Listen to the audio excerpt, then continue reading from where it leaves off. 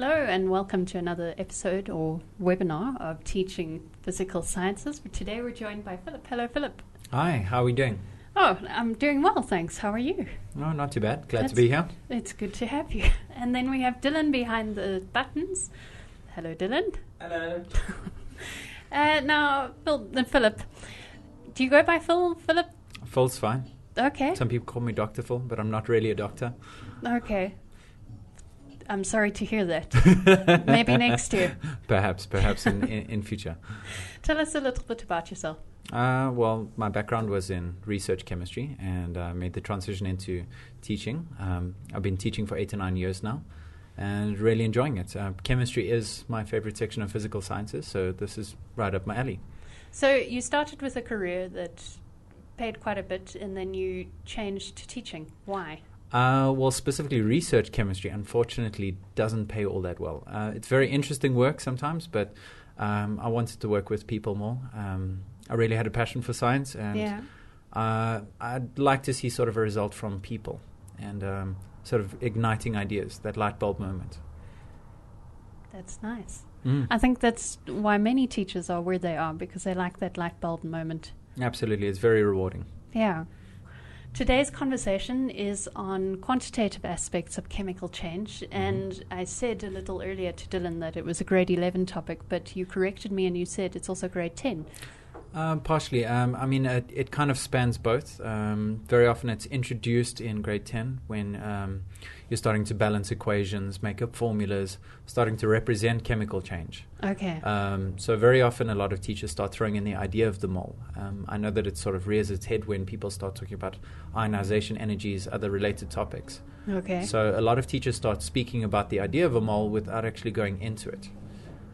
So hopefully we can clear up some ways of approaching that in a slightly easier way. Yeah. I like everything I see over here. It looks like we're having a party. We've got Absolutely. marbles and some balloons. Sure. All sorts of things. Okay. Now, usually at the end of the session, we'll talk about this book that I'm reading called Teach Like a Champion, where it has 49 actionable steps that we can do within a classroom. Sure. And each week we'll discuss one of those steps. Recently we've swapped it around a little and we're starting to do it at the beginning. And today's actionable teaching step is called Post-it. Okay. And basically it's saying put your objective of the lesson on display in the class. Now this doesn't really make sense by itself. Okay. So I'm going to go back to last week's actionable step, which is the next slide, Dylan. Which is about the 4 M's. And the 4 M's were basically how to plan a lesson. Firstly, anything that you do within the lesson needs to be manageable. Don't plan too much in case you run out of time. Rather plan one thing and get that one thing right. Okay. And that being said, make sure you get that one thing right by measuring that one thing. Mm-hmm. So with the Post-it, what it's saying is you should put that one thing, that objective, on a piece of cardboard or just write it on your board, put it somewhere on display so that when students walk into the class, they can see today we are going to define the mole. And it gives them a mental checklist. It does in some cases. Sometimes it's not always that clear. Sometimes it's not a list of objectives that you can put on a board. Sometimes you'd like to have them discover the objective. Sometimes you'd like to sort of pique an interest in it. That's an interesting point. So very often what I'd like to do in some cases, for quantitative aspects, I find very often if you start putting up definitions on the board and kids come in and they read unfamiliar words on the board, that can be very discouraging. You've almost lost them. Well, that's the thing. I mean, when a grade 10 or 11 sees quantitative, which is not a word that they'd commonly use, immediately they're starting to think it sounds a little bit like quantum or something like that, something scary. Yeah. So sometimes, revealing the objective during the lesson might be a slightly better way of doing things. Maybe you could have a guess the objective there.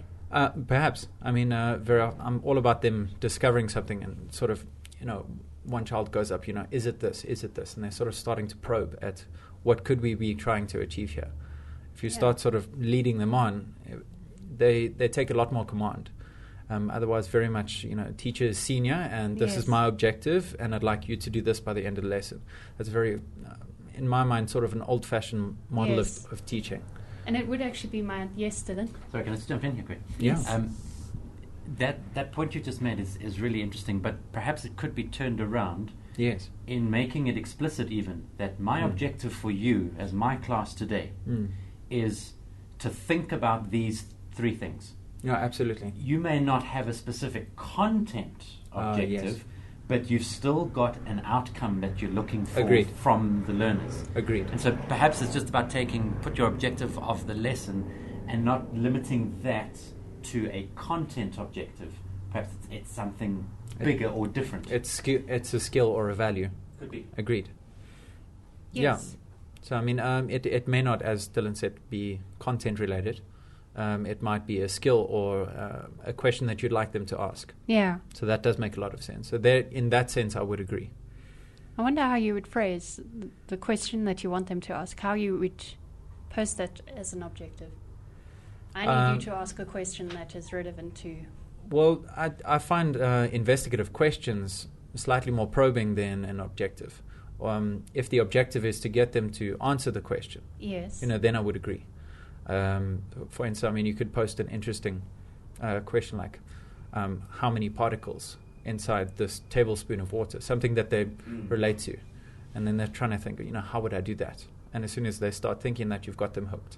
And by that way, you've linked up the measurable thing to it as well, that by the end of it, they will be able to define that.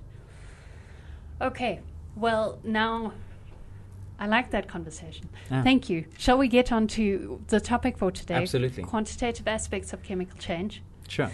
Yes. We're going to start with the 3 pressure points and Okay. then discuss the joy we have in front of us and how Absolutely. to use all of it Okay. in it. Sure.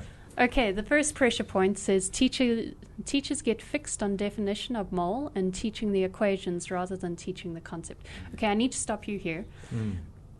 Isn't that what the students are assessed on? That's where the marks come from. Yes. And a lot of teachers have limited success. They teach, that number of moles is mass over molar mass, and students substitute, get an answer put on the right unit, and, may even get full marks sometimes. But as soon as the question is changed in any way, if it's asked from a strange or unusual angle, which should be happening in exams, they don't have the tools. They can't solve an unknown problem that they haven't seen before. They've been taught using a definition, a method, a formula.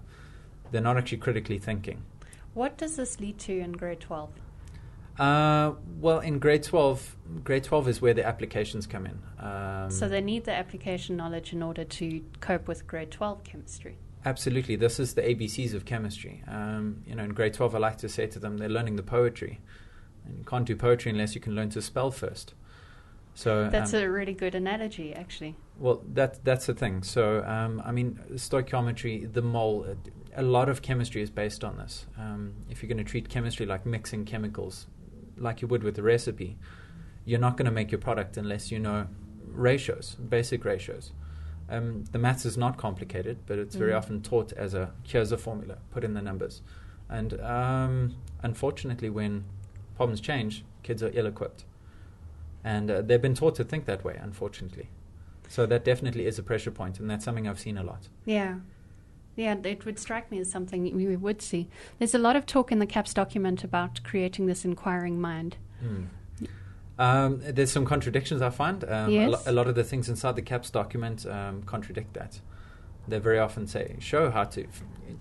And they'll show you the formulaic way of thinking, and they're saying, but try and encourage inquiring mind. It's kind of like a bolt-on statement, which bothers me a little bit. A lot of the things inside the CAPS are not designed to create an inquiring environment, and that bothers me slightly. But nothing is perfect. It is a much better document than the previous policy document. So sounds like another discussion, another show absolutely. to have. Yeah, yes. that's a full discussion. What are you doing next week? Can I just quickly jump in yes. here again? In a previous math show on Euclidean geometry, that point came up quite strongly. Yes. And in actual fact, the guest was saying it's not just an optional extra whether to teach the thinking through Euclidean geometry. That's how you've got to teach it, because that's the purpose of that thing in the curriculum and in the context of mathematics. Is this part of chemistry the same sort of thing? It's very much so. In Euclidean geometry, I think it's almost vital that you have to think critically and sort of problem solve. Unfortunately, in chemistry, because there's shortcuts, because there's formulae, people say, well, I actually can get away without doing the hard work. Right.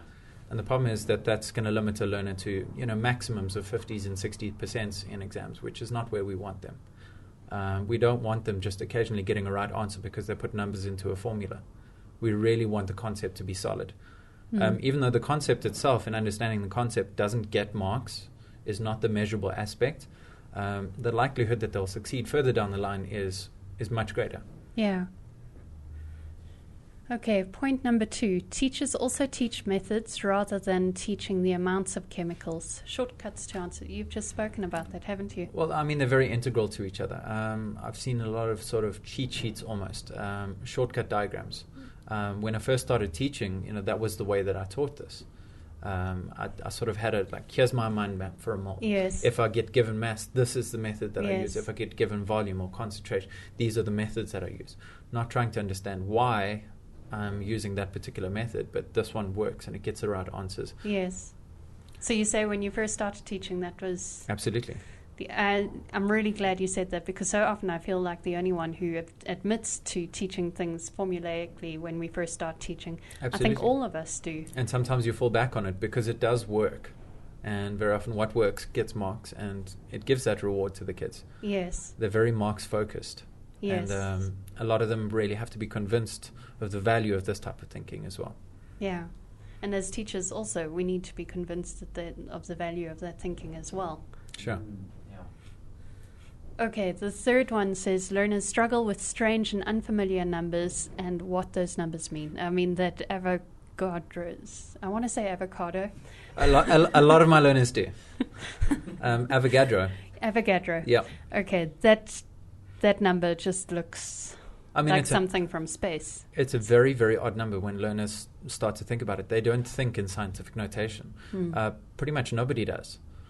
Scientists are very fluent in scientific notation. They invented it. Yes. So, when a learner sees like 6,02 times 10 to the power of 20 there, it's an unimaginably large number.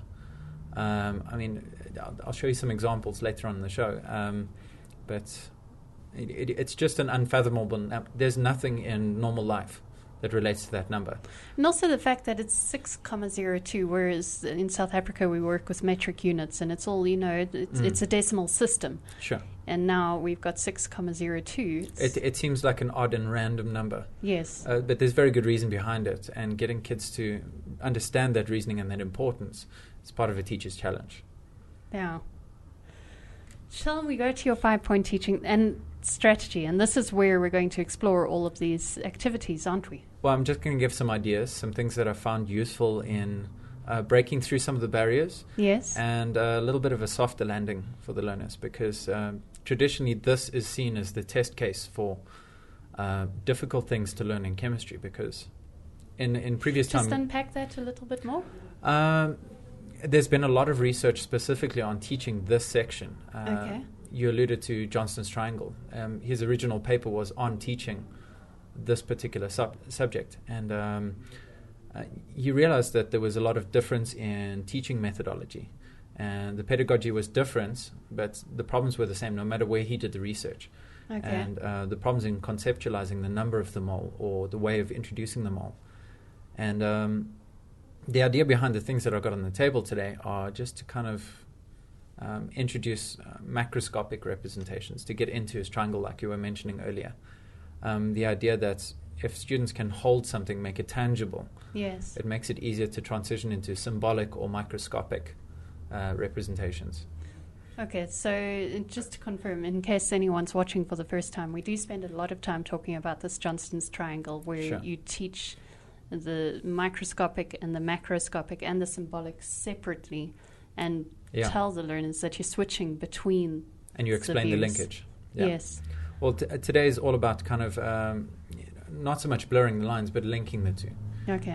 So, you can see I've got written out formulas here. There's a lot of assumptions inside a formula that people are just not aware of, especially science teachers that are used to a simple formula like 2H2 plus O2, and there's an arrow in between. There's a lot of symbolism in it. And people take it for granted.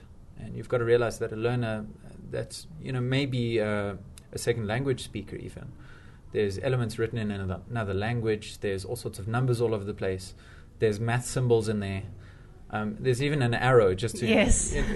And it's very confusing to somebody that is not scientifically literate. And you're assuming that all of your learners are not. You can't assume that they're anyway. You've got to take into account prior knowledge, sort of integrate it. What is the prior knowledge needed for this? Well, it's going to be the prior knowledge which is necessary for this. There's a couple of assumptions you have to make. You have to assume that they know certain topics like, what is an element? The problem is that those assumptions are dangerous. The fact that I can hold something in my hand and say, this is an element and this is a molecule. A lot of science teachers even battle to distinguish between the two. Okay.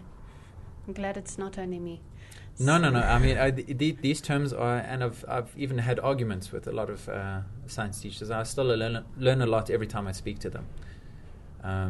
When I say, what is a molecule or what is it not? It's something that evolves inside your mind as a model. That's a good way to define things, actually, rather than always defining them as what they are. Sure. Also defining this as what it's not. Yeah, absolutely. Because of what it's not usually shows the misunderstanding. Yes. And we did that quite a lot in the Euclidean geometry section. Yes. Philip's, who was it? Jacques. Jacques' point was that it's not just enough to define what a square is.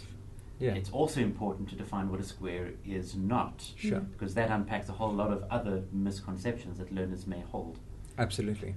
And I find that even sometimes educators hold on to those misconceptions. And obviously, if it's one educator, it gets sort of spread out. And in my case, it would be to 120 learners. Yeah.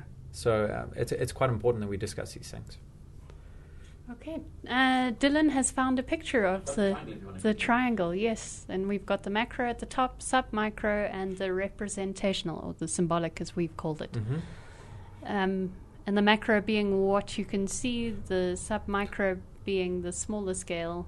Correct me if I'm wrong. Sometimes they call it the atomistic, but that's overly technical term. It's sort of trying to visualize something you can't see, having a model of actual atoms joining inside an unseen box is quite difficult.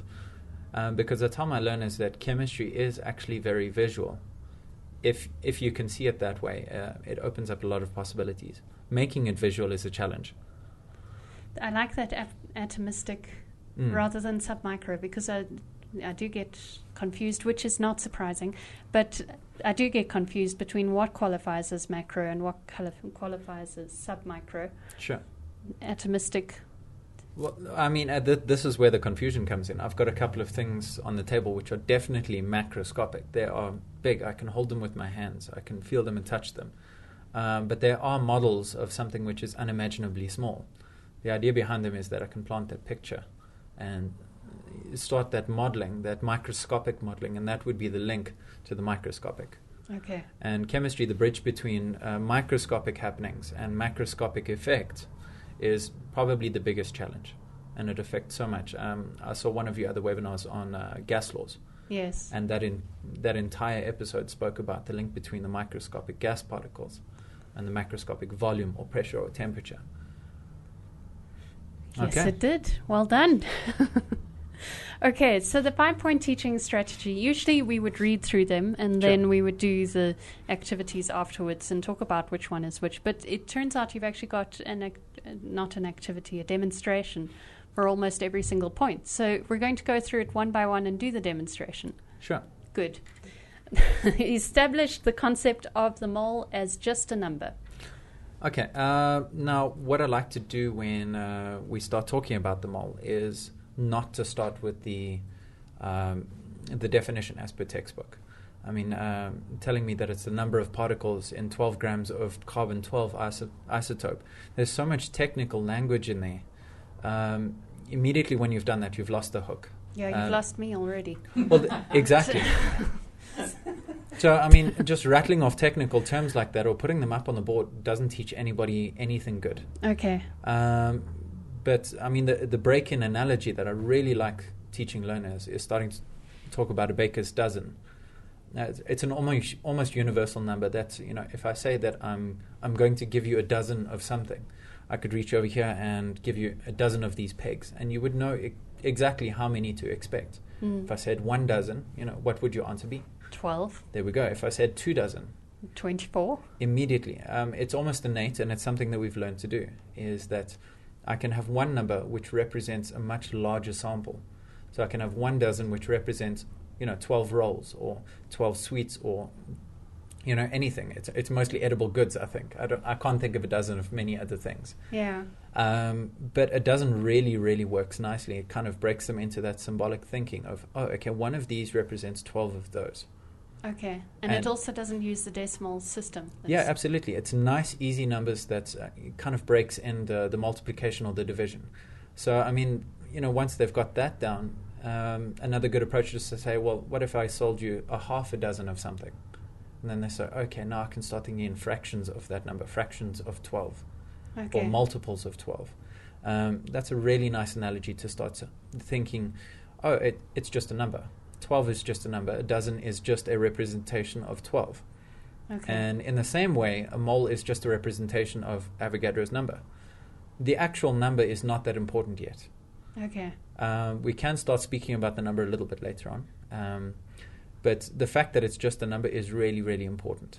Now, how long would you spend talking about that with your class? I actually spend a great deal of time with that.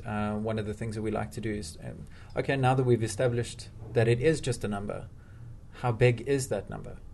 And why do we have to deal with such, where does this arbitrary number come from? Yes, what is the why?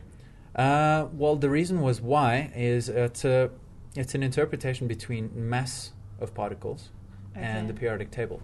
The periodic table has mass numbers on it. So Avogadro's number is the relationship between the mass we see on the table. For instance, let's say sodium has a mass number of 23, or their roundabouts. And that translates very neatly into 23 grams. Okay. For that to happen, I would need to have that particular number of particles. It wasn't decided using sodium. It was standardized based on carbon, but it's just a number to relate the periodic table to actual masses in real life. Okay. So if I had, for instance, 1 mole of hydrogen, it would weigh 1 gram. Okay. That would be hydrogen atoms. Okay. So, I mean, there's the reason why. The what, how big is the number, is unbelievably big. It's really quite cool. You can start to get to... You can take this number, 6,02 times 10 to the 23, and start multiplying it by masses of common objects. And that's quite nice to get them to sort of expand their minds. I mean, I've got this marble over here, which, it doesn't seem like a lot. So let's just hold it up. So this marble fits between my fingers. It's, it's a biggish marble, but it fits in the palm of my hand very neatly. And one of the things that I like to show the children is that if we do a little bit of calculation, if we multiply this by Avogadro's number to get a mass, we get roughly the mass of the planet Earth, which is unimaginably big. Now, the really nice thing about that is that scales things for them very nicely. Okay, so if we had the same number of marbles as is said in 1 mole. As in 1 mole, we'll go with that. Then it would weigh as much as the Earth. Yeah, it's unbelievably big number. There's a couple of other analogies. I remember calculating one of a stack of paper.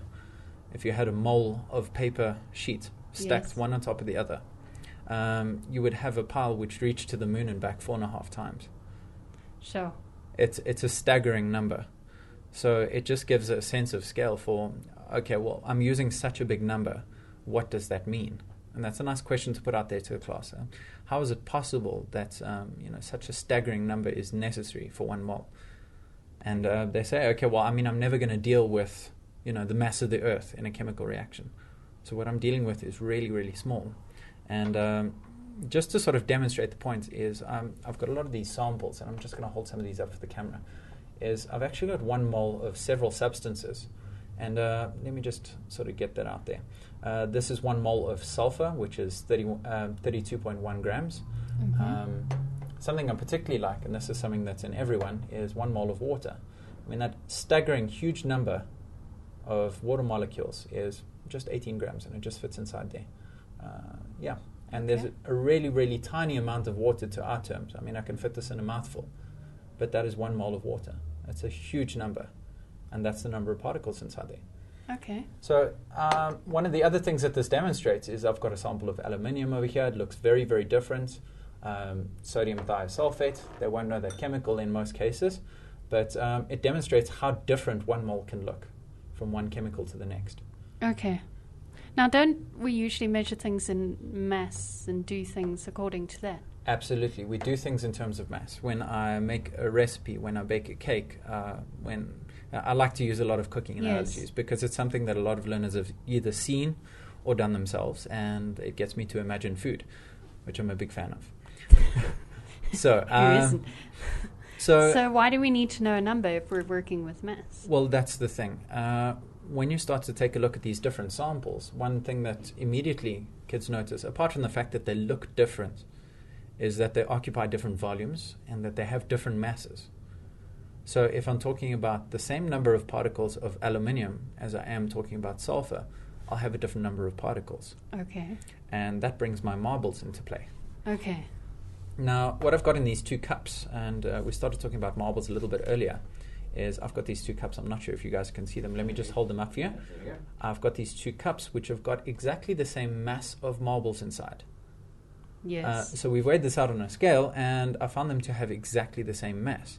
But if I start counting the marbles, it's fairly apparent that there's a different number of marbles in each one. Yes. Now, if you start to combine chemicals, how much of each atom is inside there is quite important. So how many atoms I've got of one particular element will decide how much product I can make, how many cakes I can bake. That must be quite a mind shift for the students to go through. Absolutely, because I've said that, there's 400 grams of flour, and now you're saying, well, you could have different masses representing the same number. For instance, for these moles, I had these chemical samples. They both have the same number of atoms inside. 27 grams of aluminium has the same number of atoms as 32.1 grams of sulfur, which is very, very strange. It's almost like you're taking, I think in maths terms, so taking a division problem and changing it from a division problem to a sharing problem, and there's got to be equal sharing rather than dividing up a quantity. That is absolutely it. I very often teach them that the mole is the language which chemical equations speak in. It's the base ratio. So you're getting them down to something which all chemical equations can speak in. It doesn't matter what element you've got. If you've got 2 moles of hydrogen or 2 moles of oxygen or 2 moles of aluminium. So I'm using the word mole very loosely here, but they'll know that it's just talking about a number of particles. Okay. It takes the differences in mass, differences in appearance, volume out of the picture, and that's why the mole is so important for chemistry.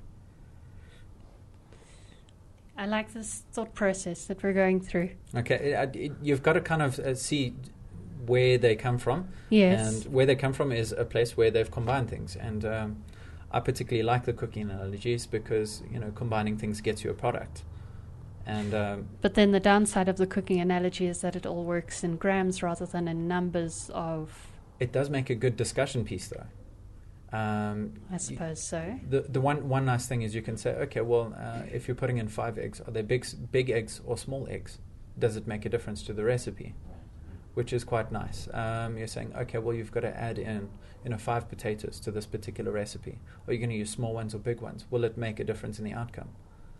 And that's really relevant in terms of chemicals. Are the atoms big? Are they small? Are they heavy? Or are they light? And that's a really great way to break through that misunderstanding. The one that always gets me in cooking is cup. Absolutely. I don't know what it says. A cup of water. Okay, is it a big cup? Is it a little cup? Yeah, absolutely. It actually does matter, and it's the same problem that you're facing in chemistry. Yes. How many little particles, how many little atoms are you dealing with? And that's the important thing. Yeah. Because that's the language that chemical equations speak in. I'll say I take 2 parts of this plus 1 part of this. But up till now, 2 parts might be 2 cups plus 1 cup. Now, what's inside a cup, we can see, obviously, might contain very, very different amounts. Yeah. And it's very important to say how much. Yes. Okay, the next point. Are we finished discussing point 1? Are you with us, Helen? Yes, no, I'm with you. I just had this mind shift because you do, and you think about ratios and things like that in terms of, okay, well, I think of it in terms of mixing Eros, and you've got 1 part Absolutely. Eros and 3 parts water or 4 parts water. It's volumetric. Yes. Now, when you start thinking in terms of chemistry, I would ask you, okay, well, Eros is mainly sugar. So I would ask you how many sugar molecules are there going into my glass of water? And that's important to me. This is not a calculation I do. No. I'm mixing Eros, but you'd be surprised what I calculate because I'm a chemist. But you've got to think about numbers of particles, not how heavy. Yes. That's what eventually you would do when you get around to mixing them. So it's almost like a chemist has sat there and calculated what the ideal ratio would be of water molecules to Eros. Even grade 10s are doing that. When they're balancing chemical equations, they're making recipes. If I want to make water molecules, and we're going to do that a little bit later on, depends on how things go. But, it was quite a groundbreaking moment when in grade 10 somebody told me that to make water, which I presumed, water exists out there. Yes. I drink it and I sweat it and I use it. And somebody told me that if I took 2 parts of hydrogen and 1 part of oxygen, I could make water. There was a recipe to make this stuff that I just assumed was there. And just sort of looking at it from that point of view is quite cool. You can start to look at the ratios and make the chemical connection there. Yeah. Okay. Point 2 says using molar mass. Okay. Now the molar mass does tie into these demonstration examples that we got. You might sort of recognize the masses on these, and this is really, really nice because I haven't actually told the learners how I knew how to put 32.1 grams inside this container. Okay. And what I very often ask them to do is go look for those numbers. And that's the thing. They say, where would I look for numbers and chemicals? Immediately they start linking it back to the periodic table, which is what I'd like them to do. Is because up till now they've calculated things in terms of atomic mass units and relative mass, and they know what a mass number is. It's protons plus neutrons. And they start to recognize some of the numbers that are put inside the beakers. Have you taught it where you have told them what it is versus this experiment? I have. When they don't do that discovery, they go, oh, this is another thing I have to remember. Okay. And that's an unfortunate position for a learner to be in. I don't want to give them things to remember just because. I'd like them to go, oh, I figured this out. It gives them a sense of, this is my little secret. I figured this out, which is, you're kind of guiding them towards it and allowing them to make that connection, which I really like. Okay. Carry on, sorry. No problem at all. When I say using molar mass, or at least establishing the importance of molar mass, is, why is it called molar mass? Why is it called a mass number when it's on the periodic table, but called molar mass when I'm talking about, chemicals, when I'm starting to talk about macroscopic? This is definitely macroscopic. I went and put this on a scale. I measured out 27 grams. What's the relationship between 27 grams and 27, atomic mass units on the periodic table? That's what I want them to start discussing. Okay. Now, that actually explains further what the mole number actually is. That's the conversion ratio. That's how I get those two numbers to be exactly the same. It's not just an arbitrary number, it's the translation between the two. So if I get that number of particles, it means that the mass that I have is the same as the mass on the periodic table. So is the mass on the periodic table defined then by the mass of 1 mole of that? Well, the other way around. Mole is rather defined by the mass on the table, because the mass on the table is to do with the nucleus of the atom mostly. Okay. It's the number of protons and neutrons added up. Okay. So that's fairly fixed. We can't do much about that.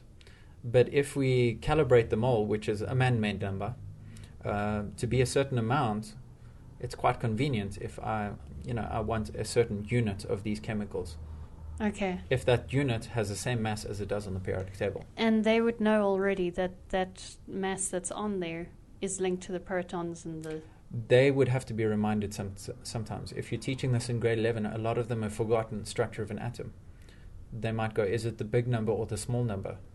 And if you fall back on that sort of formulaic teaching, you go, oh, it's always the big number, not what is the big number and why is it bigger. So there's a lot of revision in this section. That prior knowledge that I talked about in grade 10, a lot of the time you actually spend half the lesson just sort of going back and sort of coaxing them back into that level. A lot of your first lessons will be spent revising things like atomic mass, structure of an atom.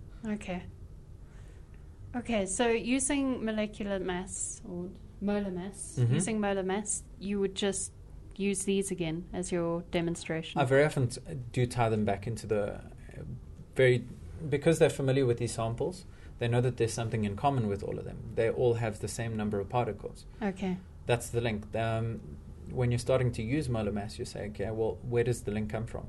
Why did we decide on this ridiculously large number? And that's the link to the periodic table, which I want them to make. Okay. Can I just quickly jump in there? You said that the mole was a man-made number. Yes. Therefore, perhaps one of the questions you could put to learners is, okay, how would you have defined the mole? Sure. I presume it was. I don't know why they chose the gram and not the kilogram. Yes. The number of particles in a kilogram versus the number of particles. It would presumably just be 1,000 times bigger. Sure. Look, I mean, it's more of an issue of scale. The sort of scale that you do chemistry on is usually on a gram scale. Right. Scientists and engineers, when you get to tertiary level, they do start defining the mole in kilogram, because kilogram ties in much better to the metric system than does gram. Because the gram is not the base unit there; it's a kilogram, and it's a much more useful unit when you're working with tons. So when you're a chemical engineer making a process plant, you're not going to deal in grams. And this process of saying, okay, so I've got water. Yeah. And I have a mole of water. Yeah, and absolutely we do. And a mole of water weighs 18 grams. Yes. Do you just leave that as a problem for them to figure out why a mole of water weighs 18 grams from looking at the mass numbers on the periodic table and their knowledge of the fact that water is 2 hydrogens and 1 oxygen? That's where we come into. Yeah. Now that's when we're starting to get into relative formula mass. When you start to take a look at things which are made up of multiple elements. So the base comparison that I usually use is sulfur and aluminium. Just to break down the idea that it's only something that applies to metals or non-metals. I like to use examples from both. But when you're starting to deal with something like water, you're saying, wait a minute, how do you deal with 2 hydrogens, 1 oxygen, being 1 particle? That's where things start to get a little bit tricky when you start to talk about formula mass. Are you talking about the moles of atoms or moles of molecules? Okay. That's where a lot of confusion starts to come in. Okay. So how can I say that 18 grams is 1 mole of water? Am I talking about the moles of hydrogen or the moles of oxygen? I'd like them to break that down a little bit. So would you perhaps suggest for teachers kind of trying this out for the first time to, when they initially introduce this methodology, to stick with elements rather than compounds? No, I wouldn't. I would start off with the elements, just sort of break the concept in to make the link to the periodic table. I find that learners don't find it too difficult to imagine that clumping elements into one makes it a single particle. Okay.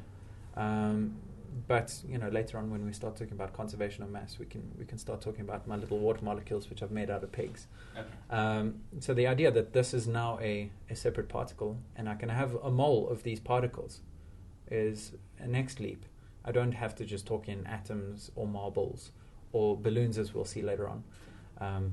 But I can talk about moles of entire encapsulated particles. Mm-hmm. Okay. Are we ready for point 3? We are. Okay, conservation of mass. Okay, conservation of mass is something that learners... The really nice thing about this is that they've actually been learning about this since grade 9. Most of the time they've had some basic representation of chemicals, and they've said that if I change this chemical, plus this chemical into another chemical, and I'm going to use the water example again because it's fairly ubiquitous. They've actually been doing conservation of mass without knowing it. Okay. And the minute you tell them that, they go, oh, I kind of understand it. It takes the fear out of it. It takes the fear out of it, and you're saying this is nothing new. We're just going to give it some new language, and we're just going to apply some technical terms to it, maybe put some pictures, connect some pegs. And I particularly like these peg examples because you can actually do conservation of mass examples. Are you going to show us? I am, absolutely. Now, I mean, these pegs are not that universally available. They are relatively cheap, but you can feel free to use paper clips. Paper clips work very, very nicely, or clothing pegs. Okay. The only reason I've used these is because I've got two different colors. Okay. I've chosen to represent hydrogen in a slightly pinkish color and oxygen in blue. Now, if we take a look inside these, I've actually got two pegs joined to each other as a O2. Okay. At that point, it's quite nice to sort of demonstrate to them the meaning of the little 2 in the formula O2, is that I've got a single clump or a single group of atoms, and it's made up of 2 individual pieces inside. Yes. And it's a good point to say, okay, well, this is an example of a molecule. I have one molecule in my hand. You could use this activity in grade 10 as well. Yeah, absolutely. This goes right through. I even start this in grade 9. Okay. I like to use something physical, something that they can count and see. And one of the things that I'm going to suggest is that they actually put them on scales when we're doing conservation of mass. Now, this would be an example of a macro type of teaching? Well, it's a macro model, Macro which represents a microscopic view. Oh, So okay. the whole idea is that these do represent microscopic things, which do physically link to each other. So Okay. getting them to bridge from, I have pegs in my hand, rather than I have tiny little atoms in my hand. And they start thinking microscopically. Now, with this particular example, you've got hydrogen and oxygen becoming water. Would Yes. you do that experiment in class as the macro? You can. This particular one is quite noisy. It makes a big explosion, and unless you've got a lot of experience with it, it's probably not a good idea. Okay. There are a couple of safer examples that we can use, but I mean, hydrogen plus oxygen, as we were talking about a little bit earlier on, has got enough energy to send rockets into space. So it is a very exothermic. It's a very loud bang that it makes. Okay. Would it be more useful then to use one that you can do in class? It might perhaps. Some of the very good ones, I've got some aluminium over here. One of the really nice ones that you can do is you can do aluminium and iodine, and they mix together. When you mix aluminium and iodine together, you can start the reaction by adding a drop of water. Okay. That's a nice topic for discussion because it looks very beautiful. It gives off these sort of purple fumes, and you've got to do this in a fume cupboard, of course. Or outside. The nice discussion is most of the material's not there anymore when you're finished with the experiment. And you ask themselves, the mass has vanished. The mass is gone. Analyze that statement. Has it really? And you get them to discuss in little groups. Yes. And get them to discuss what they saw. And, there was a solid, there was actually a metal. I mean, metals are very tangible things. They are very macroscopic. I can hold them in my hands. I can put them on scales. And then after the experiment, it's gone. There's no metal sitting on the plate. Discuss what has happened to the mass of the aluminium. Have I broken a fundamental law of the conservation of mass? And very often they've got very insightful answers, and they say, okay, no, well, maybe it's just changed into another form. Yeah. And that's a very good one to do in the classroom. I can't think of many others off the top of my head, but as they come to me, there's quite a few examples that you can do of reactions where you can demonstrate the conservation of mass. Another very good one is the rusting of iron. Obviously, that would be a long-term observation. It can be sped up. It Okay. can be sped up. You can add a little bit of moisture to iron powder. And over time, if you keep on mixing it up, over a couple of days, if you take a measurement once per day, the odd thing about it is you've got to be very careful not to add too much moisture because that adds mass in itself. But as the iron rusts, the sample gets heavier and heavier and heavier and heavier. And you're saying, the water is gone. What is happening to the sample? And eventually you start to go, okay, there's something going on. Did the iron atoms get bigger? Did they get heavier? Did the iron atoms somehow magically undergo some change where they turned red? That's a really nice one, because you say, well, how can mass be conserved if the mass here is, increasing with time? Yes. And then eventually they start to say, oh, the mass must have come from somewhere. Okay. Now, mass can't be created nor destroyed. That's the rule. But how is this seemingly breaking it? And that's quite nice, because there's something which seems to go against. They like the rebellious examples. Yes. Well, they're teenagers. Well, that's the thing. They like the examples which seem to break the laws. And you say, well, how is it not actually breaking the law but bending it slightly? It's not actually bending it, but it's really nice, inquisitive question to ask.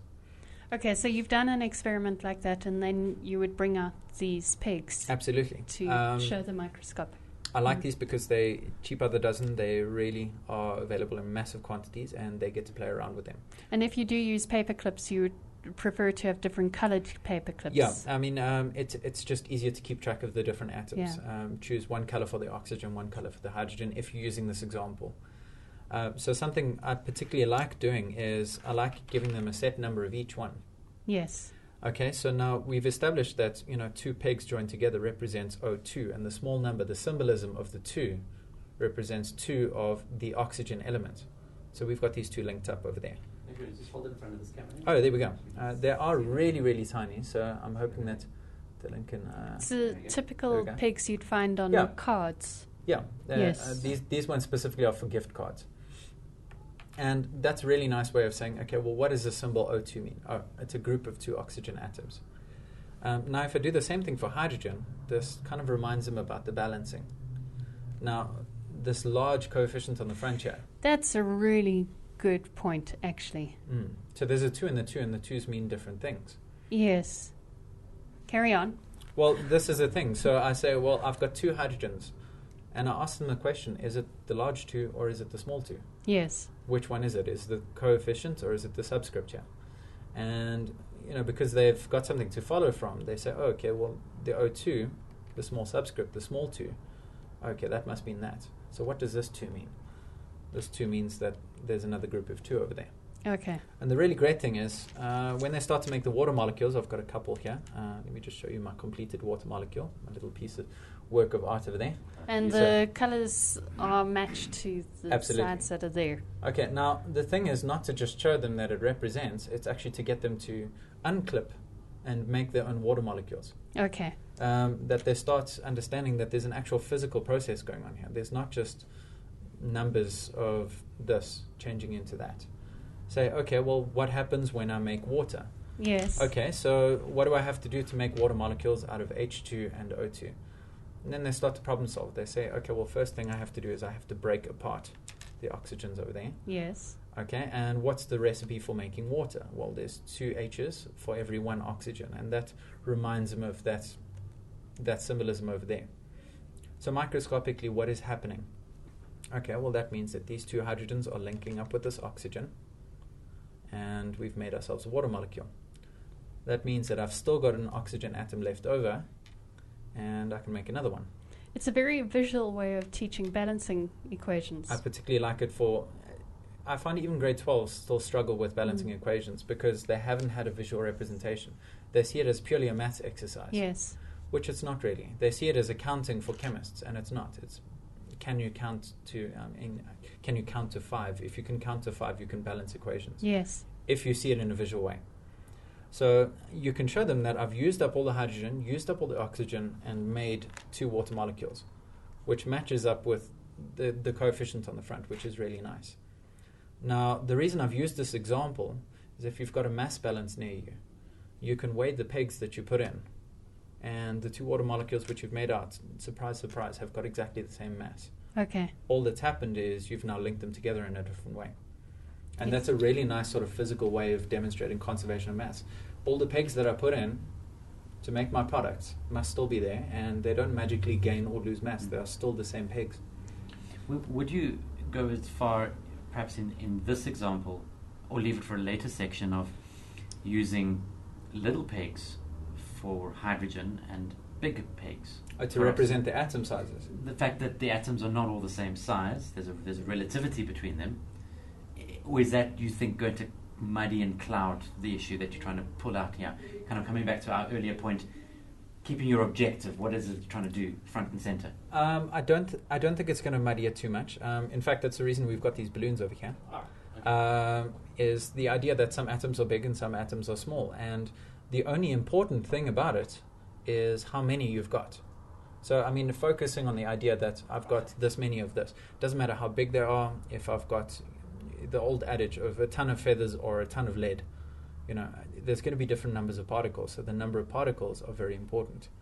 So what we've got here is we've got our little linked up particles. I particularly like these. Sorry, I just want to go back to this quickly. No problem. You've got the symbolic represented over here. Yes. So would you tell them at that point that they're doing symbolic and they're using the symbolic to do the submicro? Well, my attempt at this, I don't want to get them too tied into what I'm trying to do pedagogically. Okay. I'm trying to make the link between the symbolic and the microscopic. Okay. Now, the macroscopic doesn't really come into this, apart Yes. from the fact that at the end you can have the macro link to putting it on the scale and saying, look, the mass before is the mass afterwards. So there you've got the complete circle. I don't always usually explain to them, I'm trying to teach you this. I kind of sort of do it almost covertly. Okay. Sometimes I make it aware that, what does the symbol mean? And I sort of allude to the fact that I'm trying to say, okay, well, this is a symbolic representation. What does the microscopic look like? I want them to make that bridge. Okay. So that's where I'd start talking about. Now I'm talking about the symbolic or the microscopic. I'm not Okay. sure if that answers your question, though. Yeah, I'm going to develop the question a little bit more while we talk about Okay. balloons. Well, this is the other alternative to the pegs. I particularly like it because they know that atoms are different sizes from grade 10. And if they don't, it's a great time to sort of allude to the fact that, again, it's not the size or the volume of the atoms that matters. It's how many you've got. So when I start talking about 2 parts hydrogen, my 2 parts hydrogen looks like this. I've got my 2 parts hydrogen there. Again, I've got 2 linked in a pair, yes. representing H2, and I've got 2 of the H2s. So that's the hydrogen represented over here. Move Okay. closer to the water. There we go. Okay. So what's coming out on the other side is dependent on oxygen. Now, oxygen are these big ones over here. I think I'm going to knock over all the studio equipment. But I've got an O2 over here. So you can see that the balloons have been inflated much bigger. And it's not volume, it's not mass that is the case. It's how many do I have? I need to combine these in a certain ratio. My balanced chemical recipe or equation has said that I need 2 parts of these Yes. and 1 part of these. And what comes out is my 2 water molecules, which I think are still intact. So I've just used a little bit of press stick to stick them together. But here's my 1 water molecule, and you can get them to stick them together. And here's my other water molecule. So, I mean, we just had a lot of fun in the studio building these before. And this is our little chemistry party.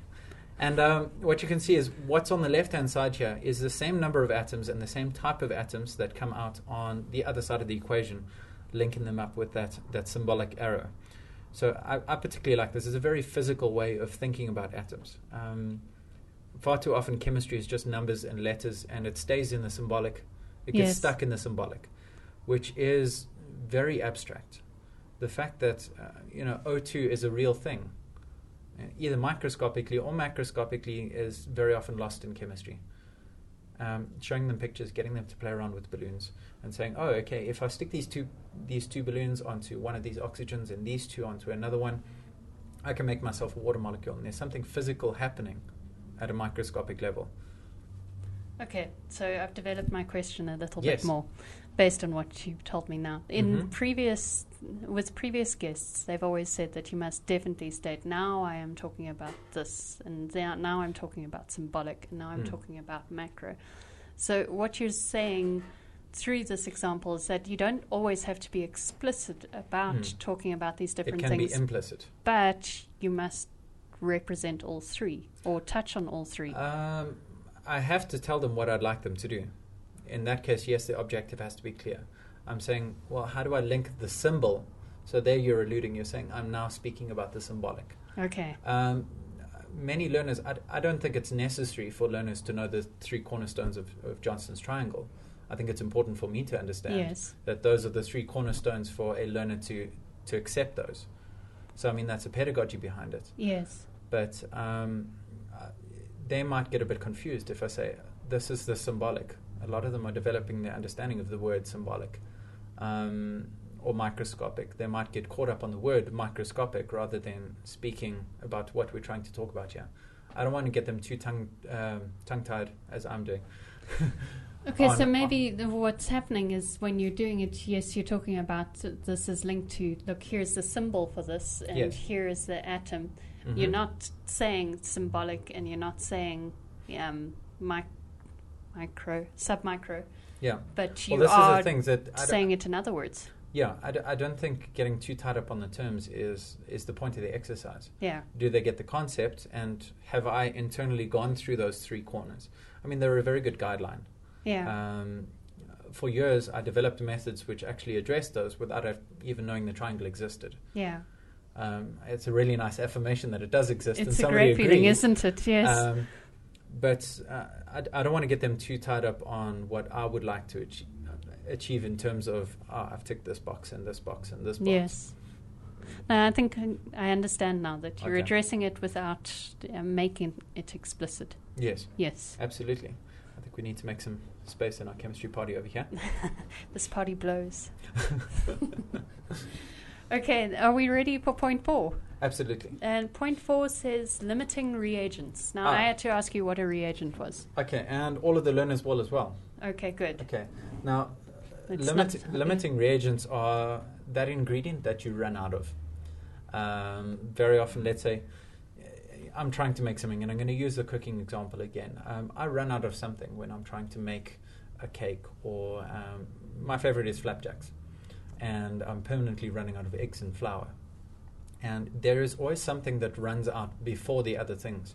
I might have enough milk in the fridge, Yeah. or baking powder, or what might be the case. There's always something that stops me or limits me from making what I want to want. What I Okay. make. That's the thing. It doesn't matter how much sugar I've got. That doesn't mean that I can make more flapjacks. There's something which stops the process. Okay. I particularly like these because you can actually count them. The nice thing that I like to do is I like to give them a set number of oxygen. Let's say I give them 5 of these pairs of oxygen. So that means we've got 10 atoms, 5 molecules. Okay. And I say to them, okay, well, That's actually really nice how you've said that, and I think it makes sense while you're handing it out. We've got 10 atoms, but only 5 molecules, just Correct. to reinforce it. That's the thing. It's a repetition of the terms. Yeah.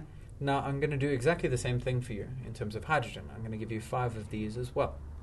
And then you give them a challenge. And you're saying, well, how many complete water molecules can you make? What would you run out of first, and what's left over once you've done this? And a lot of them go, okay, well, this is easy. I've done this before. And they start taking apart the oxygen, sticking on 2 hydrogens and making my water molecules. And they very quickly run into a little bit of a barrier. There's something not quite right. They're saying, I've got 5 of these oxygens over here. Fantastic. That means that I can make twice as many water molecules. I can make 10. What they soon find out is that they run out of hydrogen. They run out of hydrogen, twice as fast as they do oxygen. So it's limiting. Well, That's the limiting. Absolutely. I mean, if I started to do this, it becomes very apparent which one is running down faster. Okay. So you start to say, okay, well, I've used 2 hydrogens for every 1 oxygen. So now I put it in the water container. I do it again, and I'm very quickly starting to see a pattern. And a lot of the kids in the groups, if they're doing this in pairs, will start to point out we don't even need to go further than this. Yes. But I always ask them to carry it right through to the end, because there's something important that happens at the end. Is they're left with exact numbers of how much they can make. They can say, okay, well, I've nearly run out of hydrogen now, and I've nearly made as many water molecules, complete recipes, as I can, and that's 5 water molecules. And I like it when they get things wrong. They don't like it because they've been taught that you should always be right. Yes. But there's something drastically wrong here. I have run out of hydrogen, but I've still got some oxygen left over. Okay, so what's the story here? This means that I've got hydrogen as a limiting reagent. It's saying you can't make any more water. I'm limiting you. Now, the word reagent is a loose term. It's basically any chemical agent which can be a reactant. Okay. Yeah, I mean, very, very often reactants are referred to as reagents. They're a reactive agent. It's a combination of 2 words. Sorry, that exercise just reinforces once again the importance that you started off with. Yeah. That it's not how many grams of the stuff you've got. Absolutely. It's how many of the actual individual atoms and molecules you've got. Well, the reason I like to use uniform size pegs is because it removes the thinking of volume or mass or concentration out of the picture. You're just focusing on the fact that I've got this many, the numbers again. Just a number. In fact, I don't particularly like the word quantitative when kids see quantitative aspect. This is not language that they would use on the playground. Yes. Again, when you walk into the class and they're like, this is either accounting or maths, you just give the bad news to me. And when you're saying, no, well, today we're going to be counting to 5, and they go, okay, I can do that. Yeah. Mm. As soon as they say, I can do that, you've got them, then it's fine. Yeah. You don't have that resistance, that filter. Yeah. Okay, are we ready for point 5? Well, absolutely. I just want to give a little bit of advice when we do. Yes. Point 5 is just worked examples. Okay. The reason I've left worked examples till last is because most educators start with it.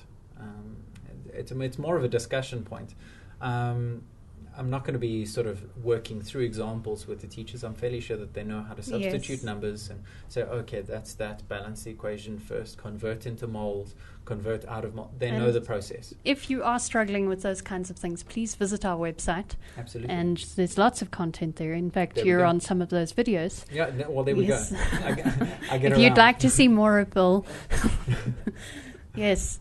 So, yes, carry on. Thank you for... Well, that's the thing. I mean, the point is not to start with the equations, the numbers, or even the periodic table. The issue that I find is that because there is a formula that gives you an answer, it gives you a shortcut, and the answer comes out right. It's at the back of the book. Yes. Tick. Is it on the formula sheet? It's on the formula sheet even. Even more temptation to teach from that. Absolutely. And I could teach how to calculate a mole in 5 minutes. And a learner would get the correct answer after that 5 minutes. That's not challenging at all. The problem is that that learner is now taught that, this is a short, easy way of getting to an answer. And what's the point in doing the long way after you've found the short way? That's it. I'm going to play devil's advocate to my own point there. Yes. A learner says, if I can do that, why should I? And teaching them the value of the long way around is a major challenge. I mean, the analogy I used earlier is the that... poetry. Yeah, I mean, this is the ABCs, is teaching them to write. They want to jump straight to the poetry, the Shakespeare. And this is the ABCs. I mean, sometimes there are literally A's, B's, and C's. But I mean, the fact that you're using symbols, that you're starting off at the basics, and that there's a concentration on the concept rather than the end answer. And trying to shift them away from that results-driven approach is really important. If you don't, and if you keep on reinforcing it, they're going to resist you. Your classroom is going to resist you anytime you try to get them to critically think. You can't just bolt on at the end of this section. Here's an essay, take it home, critically analyze it when you haven't taught them. It's a habit. Anytime they approach a new section, say the why, the how, where did this number come from? That's really important.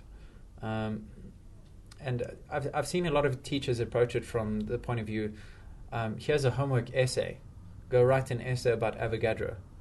And that really doesn't work, because I know the teacher's thinking is, they'll go and find out what he did and why he's so important and why they named, Avogadro's number. A child is going to go straight to the internet and, learn, he was that and he was that, regurgitate some information into a poster or an essay and give it back to you, having learned very, very little.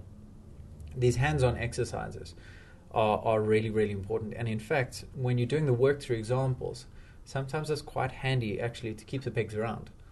A lot of my learners will actually, say, well, do you mind if we use these to balance the equations? They like using these physical models to balance the equations. And they like to say, okay, well, what happens if this represents a mole rather than just a molecule? Starting to represent larger numbers, and that's quite nice. They start to say, okay, well, that means that I've got 1 mole of hydrogen and I've got 2 moles of hydrogen with 1 mole of oxygen, and starting to get them to represent the mole as a larger number. That's where the real value comes in. So I mean, if I say that, I've got my recipe, and now I can scale it up, and I can say, well, if I've got 4 moles of hydrogen, how many moles of oxygen would I need? Oh, I've doubled the recipe. And then I can make twice as many water molecules. And it's quite a good game to play to get them to sort of scale up in ratio. And they're practicing working with the symbolism again and the microscopic. This makes a lot of sense to me. Oh, well, that's a good thing. So, I mean, this is the thing, getting them to physically play with things. There are a couple of good animation suites online. If you have some internet access, the free simulations from PhET are particularly good. I really, really like those. There's one that's called Balancing Equations, which is quite nice. They actually do conservation of mass this way. Is you can actually add particles on the left and particles on the right, and it's actually on a seesaw to represent that it's unbalanced this way, and now you can balance it that way. Okay. That mass on the left must equal mass on the right. I think it's either called conservation of mass or balancing equations, if I'm not mistaken, but it's under their chemistry. We'll find the link and put it in the blog. Absolutely. It's a very, very nice simulation. Nice and visual. It's free. You can share it. I'm fairly sure there's links on our page to PhET anyway. But it's a really valuable resource, even if you're just showing kids on a laptop screen. Yeah. Well, Phil, we have actually come to the end of our time. Oh, okay. We're running out. Yes. Thank you very much. This was a blast. Okay. Well, maybe next time we can actually blow something up. I've heard rumours. Thank you, Dylan, for all the button pushing and the good questions. Absolutely. And next week we'll be discussing assessment in science. Fantastic. Which will be interesting. Yes, you can talk for hours about assessment. You can and come to some conclusions, I'm hoping. I'm interested to see what that goes. Well, we'll see you next week then. Sure. Except you'll be tweeting, won't you? Yeah, absolutely. Yes. Okay, thank you very much for joining us. Bye. Bye.